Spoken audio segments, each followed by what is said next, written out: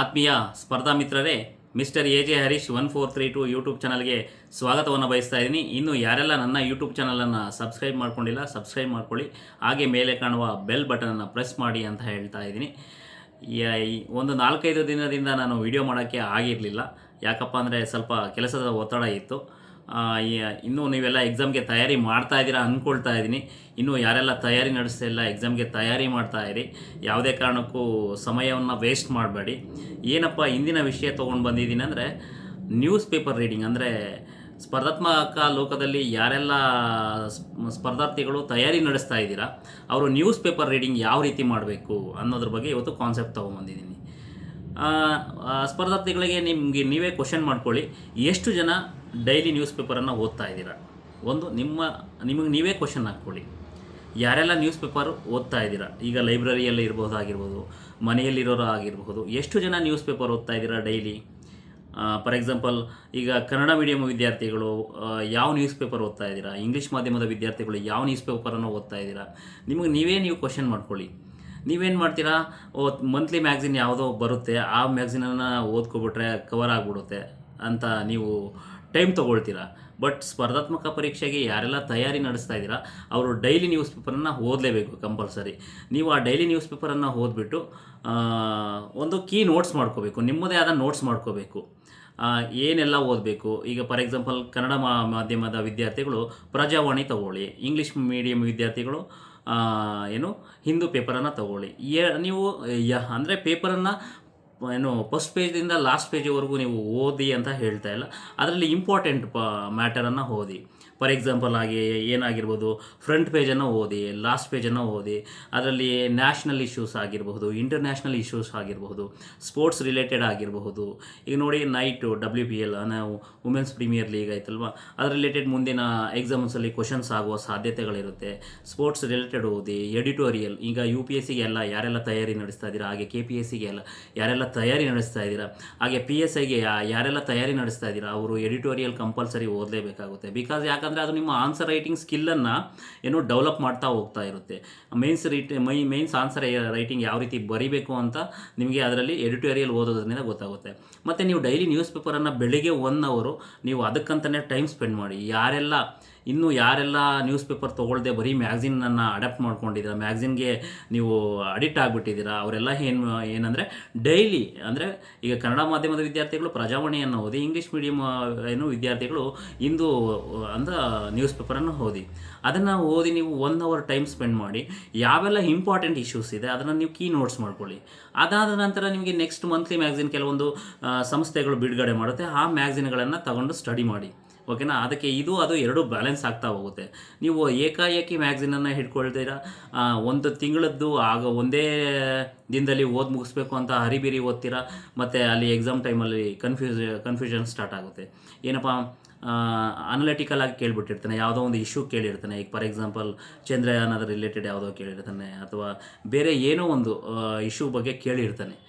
ಅದರ ರಿಲೇಟೆಡ್ ನೀವು ಅನಲಿಟಿಕಲಾಗಿ ಕೇಳಿದಾಗ ನೀವು ಆನ್ಸರ್ ಮಾಡೋಕ್ಕೆ ಬರೋದಿಲ್ಲ. ಆ ಕಾರಣದಿಂದ ನೀವು ನ್ಯೂಸ್ ಪೇಪರ್ ಓದ್ಬಿಟ್ಟು ನಿಮ್ಮದೇ ಆದ ನೋಟ್ಸ್ ಮಾಡ್ಕೊಳ್ಳಿ. ಒಂದು ಯಾವುದೋ ಸ್ಪೈರಲ್ ಬೈಂಡಿಂಗ್ ತೊಗೊಂಡು ಅದರಲ್ಲಿ ಏನು ಮಾಡ್ತೀರಾ, ಒಂದು 4ರಿಂದ 5 ಪಾರ್ಟನ್ನು ಡಿವೈಡ್ ಮಾಡಿ. ಅದರಲ್ಲಿ national issues, international issues, sports related ಆಗಿರಬಹುದು, ಮತ್ತು ಸ್ಕೀಮ್ಸ್ ರಿಲೇಟೆಡ್ ಆಗಿರ್ಬೋದು. ಆ ರೀತಿ ಡಿವೈಡ್ ಮಾಡಿಕೊಂಡು ಅಲ್ಲಲ್ಲೇ ನೋಟ್ಸ್ ಮಾಡ್ಕೊಂಡು ಹೋಗಿ, ನಿಮಗೆ ತುಂಬ ಬೆನಿಫಿಟೆಡ್ ಆಗುತ್ತೆ.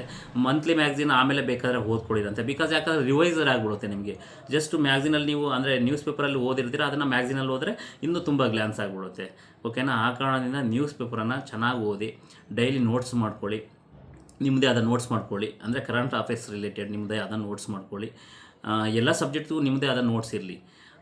ಇನ್ನೂ ಯಾರೆಲ್ಲ ತಯಾರಿ ಸ್ಟಾರ್ಟ್ ಮಾಡಿದ್ದೀರಾ, ಸ್ಟಾರ್ಟ್ ಮಾಡದೇ ಇದ್ದೀರಾ, ಅವರೆಲ್ಲ ಸ್ಟಾರ್ಟ್ ಮಾಡಿ ಅಂತ ಹೇಳ್ತಾ ಇದ್ದೀನಿ. ಬಿಕಾಸ್ ಯಾಕಂದರೆ ನೋಟಿಫಿಕೇಷನ್ಸ್ ಇದೆ. 12ನೇ ತಾರೀಕು ಬಂದು ಕರ್ನಾಟಕದ ಹೈಕೋರ್ಟಲ್ಲಿ ಮಹತ್ವವಾದ ಬೆಳವಣಿಗೆ ಆಗಬಹುದು, ಆಗದೇ ಇರಬಹುದು. ಬಿಕಾಸ್ ಯಾಕಂದರೆ ನಿಮ್ಗೆ ಗೊತ್ತಿರಬಹುದು, ಕೋರ್ಟಲ್ಲಿ ಯಾವುದೇ ಒಂದು ಕೇಸ್ ನಡೀತಾ ಇರಬೇಕಾಗಿದ್ದರೆ ಯಾವುದೇ ಸರ್ಕಾರ ನೋಟಿಫಿಕೇಷನ್ ಮಾಡೋಕ್ಕೆ ಬರೋದಿಲ್ಲ. ಆ ಕಾರಣದಿಂದ, ಯಾಕಂದರೆ ನಾವು ಕೋರ್ಟನ್ನು ಗೌರವಿಸಲೇಬೇಕಾಗುತ್ತೆ. ಹಾಗಂತ ಹೇಳಿ ನಾವು ಸರ್ಕಾರದ ಮೇಲೆ ಒತ್ತಡ ತರಲೇಬೇಕಾಗುತ್ತೆ. ಆ ಕಾರಣದಿಂದ ಹೇಳ್ತಾ ಇದ್ದೀನಿ, ಇನ್ನೂ ಯಾರೆಲ್ಲ ಸ್ಟಡಿ ಮಾಡ್ತಾ ಇಲ್ಲ, ಸ್ಟಡಿ ಮಾಡಿ. ಮುಂದಿನ ದಿನಗಳಲ್ಲಿ ಇನ್ನೂ ಹೆಚ್ಚಿನ ಮಾಹಿತಿಯನ್ನು ಕೊಡ್ತೀನಿ. ಇನ್ನೂ ಯಾರೆಲ್ಲ, ನಾನು ಪದೇ ಹೇಳ್ತಾ ಇದ್ದೀನಿ, ಇನ್ನೂ ಯಾರೆಲ್ಲ ನಾನು ಬರೆದಿರುವ 5 ಪುಸ್ತಕಗಳು, ಓಕೆನಾ, ಇಂಡಿಯನ್ ಹಿಸ್ಟ್ರಿ ಮಾಸ್ಟರ್ ಆಗಿರಬಹುದು, ಹಾಗೆ ಕರ್ನಾಟಕ ಹಿಸ್ಟ್ರಿ ಮಾಸ್ಟರ್ ಆಗಿರಬಹುದು, ಹಾಗೆ ಕನ್ನಡ ವ್ಯಾಕರಣ ಮತ್ತು ಕನ್ನಡ ಸಾಹಿತ್ಯ ಚರಿತ್ರೆ ಆಗಿರಬಹುದು, ಹಾಗೆ ಜಿಯೋಗ್ರಫಿ ಆಗಿರಬಹುದು, ಇನ್ನೊಂದು ಕರ್ನಾಟಕದ ಜಿಯೋಗ್ರಫಿ ಆಗಿರ್ಬೋದು. ಯಾರೆಲ್ಲ ಈ ಪುಸ್ತಕಗಳನ್ನು ಬೈ ಮಾಡಿಲ್ಲ, ಬೈ ಮಾಡಿ. ಯಾಕಂದರೆ ತುಂಬ ಫೀಡ್ಬ್ಯಾಕ್ ಬಂದಿದೆ, ಡೈಲಿ ಆರ್ಡರ್ ಬರ್ತಾ ಇದೆ. ನಾನೇನು ಸುಳ್ಳು ಹೇಳ್ತಾ ಇಲ್ಲ. ಸ್ಪರ್ಧಾರ್ಥಿಗಳು ತುಂಬ ಮೆಚ್ಚುಗೆಯನ್ನು ವ್ಯಕ್ತಪಡಿಸಿದ್ದಾರೆ ಪುಸ್ತಕಗಳಿಗೆ. ಇನ್ನು ಯಾರೆಲ್ಲ ಬೈ ಮಾಡಿಲ್ಲ, ಬೈ ಮಾಡಿ. ನನ್ನ ಹತ್ರ ಸ್ಟಾಕ್ ಖಾಲಿ ಆಗಿದೆ. ನಿಮಗೆ ಸ್ಟೋರ್ಗಳಲ್ಲಿ ಸಿಗಬಹುದು ಆಲ್ಮೋಸ್ಟ್ ಅಲ್ಲೆಲ್ಲ. ಧಾರವಾಡದ ಭಾಗದಲ್ಲಿರುವ ಎಲ್ಲ ವಿದ್ಯಾರ್ಥಿಗಳು ಧಾರವಾಡದಲ್ಲಿರುವ ಎಲ್ಲ ಪುಸ್ತಕ ಮಳಿಗೆಯಲ್ಲಿ ಸಿಗುತ್ತೆ. ಬೆಂಗಳೂರಿನಲ್ಲಿರೋ ವಿದ್ಯಾರ್ಥಿಗಳಿಗೆ ಸ್ವಪ್ನದಲ್ಲಿ ಸಿಗುತ್ತೆ, ನವ ಕರ್ನಾಟಕದಲ್ಲಿ ಸಿಗುತ್ತೆ, ಇನ್ನು ಸಣ್ಣ ಪುಟ್ಟ ಎಲ್ಲ ಪುಸ್ತಕ ಮಳಿಗೆಗಳಲ್ಲಿ ಸಿಗುತ್ತೆ. ಇನ್ನು ಯಾರೆಲ್ಲ ತೊಗೊಂಡಿಲ್ಲ, ತೊಗೊಂಡು ಸ್ಟಡಿ ಮಾಡಿ. ನಾನು ಬರೆದಿರೋ 3 ಪುಸ್ತಕಗಳಲ್ಲಿ ಮಿನಿಮಮ್, ನಾನು ನಿಜ ಹೇಳ್ತಾ ಇದ್ದೀನಿ, 60 ಮಾರ್ಕ್ಸನ್ನು ಸ್ಕೋರ್ ಮಾಡ್ಬೋದು 200 ಮಾರ್ಕ್ಸ್ಗೆ. ಓಕೆನಾ, 200ಗೆ 60 ಸ್ಕೋರ್ ಮಾಡ್ಬೋದು 3 ಪುಸ್ತಕಗಳಿಂದ. ಹಾಗೆ ಮತ್ತೆ ಹೇಳ್ತಾ ಇದ್ದೀನಿ, ಇನ್ನೂ ಯಾರೆಲ್ಲ ಏನು ಮೆಂಟಲ್ ಎಬಿಲಿಟಿ ಸ್ಟ್ರಾಂಗ್ ಇಲ್ಲ, ಅದನ್ನು ಸ್ಟ್ರಾಂಗ್ ಮಾಡ್ಕೊಳ್ಳಿ.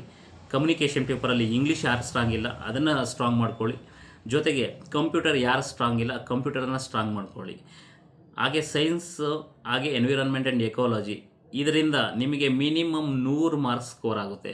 ಯಾಕೆ ಆರ್ಟ್ಸ್ ಬ್ಯಾಕ್ಗ್ರೌಂಡಿಂದ ಬಂದ ಸ್ಟೂಡೆಂಟ್ಸ್ ಆಗಿರಬಹುದು, ಹಾಗೆ ಕಾಮರ್ಸ್ ಬ್ಯಾಕ್ಗ್ರೌಂಡಿಂದ ಬಂದ ಸ್ಟೂಡೆಂಟ್ಸ್ಗೆ ಯಾಕೆ ಇವರು ಹೊಡೆತ ಬೀಳ್ತಾ ಇದ್ದಾರೆ ಅಂದರೆ, ಈ ಸಬ್ಜೆಕ್ಟ್ಗಳನ್ನು ಯಾವ ಸ್ಪರ್ಧಾರ್ಥಿನೂ ಸ್ಟಡಿ ಮಾಡೋದಿಲ್ಲ. ಓಕೆನಾ, ನೀವು ನೋಡಿ ಬೇಕಾದರೆ ನಿಮ್ಮ ಫಾರ್ ಎಕ್ಸಾಂಪಲ್ ವಿದ್ಯಾರ್ಥಿಗಳೇ, ನೀವು ನಿಮ್ಮ ಲೈಬ್ರರಿಯಲ್ಲೇ ನೋಡಿ, ಯಾರಾದರೂ ಡೈಲಿ ಮೆಂಟಲ್ ಎಬಿಲಿಟಿ ಮಾಡ್ತಾರಾ, ಸೈನ್ಸ್ ಓದ್ತಾರಾ, ಕಂಪ್ಯೂಟರ್ ಯಾರಾದರೂ ಓದ್ತಾರಾ, ಹಾಗೆ ಕಮ್ಯುನಿಕೇಷನ್ ಇಂಗ್ಲೀಷ್ ಯಾರಾದರೂ ಓದ್ತಾರಾ, ಒಂದು ಸರಿ ಕಣ್ಣಾರಿಸಿ ನೋಡೋಣ. ಒಂದೇ ಒಂದು ಎಕ್ಸಾಂಪಲ್, ರೇರೆಸ್ಟು ಯಾರು ಅವನ್ನು ಓದ್ತಿರ್ತಾರೋ ಅವ್ರು ಸಕ್ಸಸ್ ಆಗ್ತಾರೆ, 100% ಸಕ್ಸಸ್ ಆಗ್ತಾರೆ. ಆ ಕಾರಣದಿಂದ ನಾ ಹೇಳುವ ಎಲ್ಲ ಸಬ್ಜೆಕ್ಟ್ಗಳಿಗೆ ಹೆಚ್ಚು ಒತ್ತನ್ನು ಕೊಡಿ. ಹಾಗೆ ಇಂದಿನ ಕಾನ್ಸೆಪ್ಟ್ ಏನಾಗಿತ್ತಂದರೆ, ದಿನನಿತ್ಯದ ನ್ಯೂಸ್ ಪೇಪರನ್ನು ಯಾವ ರೀತಿ ಸ್ಟಡಿ ಮಾಡಬೇಕು, ಅದನ್ನು ಯಾವ ರೀತಿ ನೀವು ನೋಟ್ಸ್ ಮಾಡ್ಕೋಬೇಕು, ಓಕೆನಾ, ಅದನ್ನು ನಿಮಗೆ ತಿಳಿಸ್ಕೊಟ್ಟಿದ್ದೀನಿ. ನೀವು ಒಂದು ಪುಸ್ತಕ ತೊಗೊಂಡು ಅದಕ್ಕೆ ಕರೆಂಟ್ ಅಫೇರ್ಸ್ ರಿಲೇಟೆಡೇ ಒಂದು ಪುಸ್ತಕವನ್ನು ಇಟ್ಕೊಂಡು ನಿಮ್ಮದೇ ಆದ ಕೀ ನೋಟ್ಸ್ ಮಾಡ್ಕೊಳ್ಳಿ. ಅದು ನಿಮಗೆ ಎಕ್ಸಾಮ್ಗೆ ಹೆಲ್ಪ್ಫುಲ್ ಆಗುತ್ತೆ. ಜೊತೆಗೆ ಮಂತ್ಲಿ ಮ್ಯಾಗ್ಝಿನ್ನ ಯಾವುದಾದ್ರೂ ಒಂದು, ಫಾರ್ ಎಕ್ಸಾಂಪಲ್ ಈಗ ನೋಡಿ, ಹರೇಂದ್ರಾಸ್ ಕರೆಂಟ್ ಅಫೇರ್ಸು ತುಂಬ ಸ್ಟ್ಯಾಂಡರ್ಡ್ ಆಗಿದೆ. ನನ್ನ ಟೆಲಿಗ್ರಾಮಲ್ಲಿ ಅದನ್ನು ಶೇರ್ ಮಾಡಿರ್ತೀನಿ. ಹಾಗೆ ನಾನು ಟೆಲಿಗ್ರಾಮ್ ಲಿಂಕನ್ನು ಶೇರ್ ಮಾಡಿರ್ತೀನಿ. ಇನ್ನೂ ಯಾರೆಲ್ಲ ನನ್ನ ಟೆಲಿಗ್ರಾಮ್ ಗ್ರೂಪ್ಗೆ ಜಾಯ್ನ್ ಆಗಿಲ್ಲ, ಜಾಯ್ನ್ ಆಗಿ.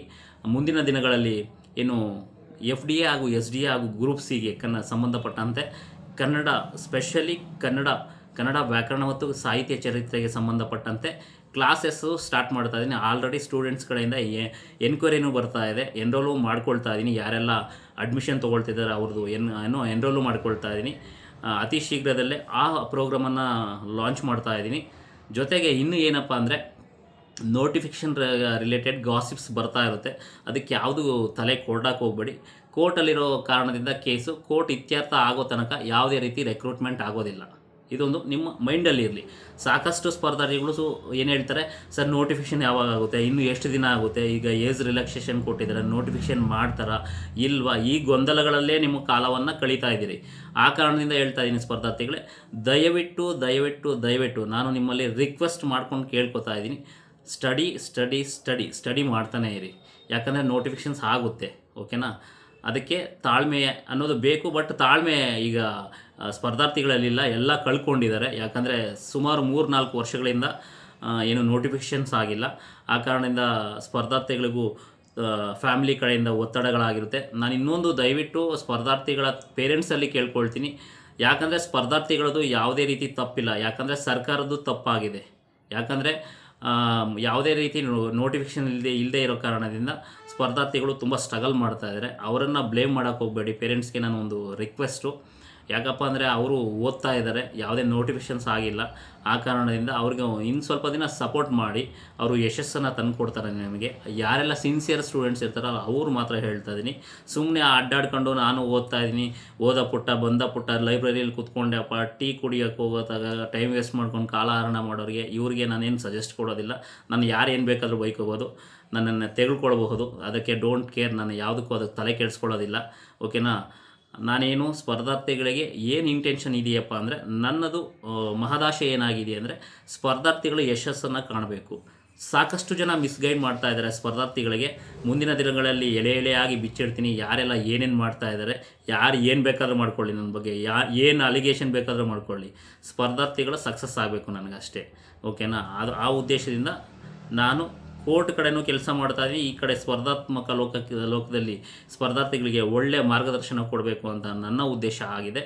ಆ ಕಾರಣದಿಂದ ನಾನು ಏನಪ್ಪ ಅಂದರೆ ಸ್ಪರ್ಧಾರ್ಥಿಗಳಿಗೆ ಒಳ್ಳೆ ಗೈಡ್ ಮಾಡಬೇಕು, ಒಳ್ಳೆ ಮೆಂಟರಿಂಗ್ ಮಾಡಬೇಕು ಅಂತ ಡಿಸೈಡ್ ಮಾಡಿದ್ದೀನಿ. ಹಾಗೆ ನನ್ನ ಪುಸ್ತಕಗಳಿಗೆ ಎಲ್ಲರೂ ತುಂಬ ಅದ್ಭುತವಾದ ರೆಸ್ಪಾನ್ಸ್ ಕೊಟ್ಟಿರೋದ ಕಾರಣದಿಂದ ನಿಮಗೆ ಚಿರಋಣಿಯಾಗಿರ್ತೀನಿ. ಮುಂದಿನ ದಿನಗಳಲ್ಲಿ ಸಾಕಷ್ಟು ಪುಸ್ತಕಗಳು ಬರ್ತಾ ಇದ್ದಾವೆ, ನಾನೇ ಮಾಡ್ತಾ ಇದ್ದೀನಿ. ಇನ್ನೊಂದು ದೊಡ್ಡ ಪ್ರಾಜೆಕ್ಟ್ ಹಾಕ್ಕೊಂಡಿದ್ದೀನಿ, ಅದು ಇಂಪ್ಲಿಮೆಂಟ್ ಆದಮೇಲೆ ಎಲ್ಲ ಸ್ಪರ್ಧಾರ್ಥಿಗಳಿಗೆ ತಿಳಿಸ್ತೀನಿ. ಎಲ್ಲರೂ ಚೆನ್ನಾಗಿ ಓದ್ಕೊಳ್ಳಿ ಅಂತ ಹೇಳ್ತಾ ಇಂದಿನ ವಿಡಿಯೋವನ್ನು ಮುಕ್ತಾಯಗೊಳಿಸ್ತಾ ಇದ್ದೀನಿ. ಧನ್ಯವಾದಗಳು.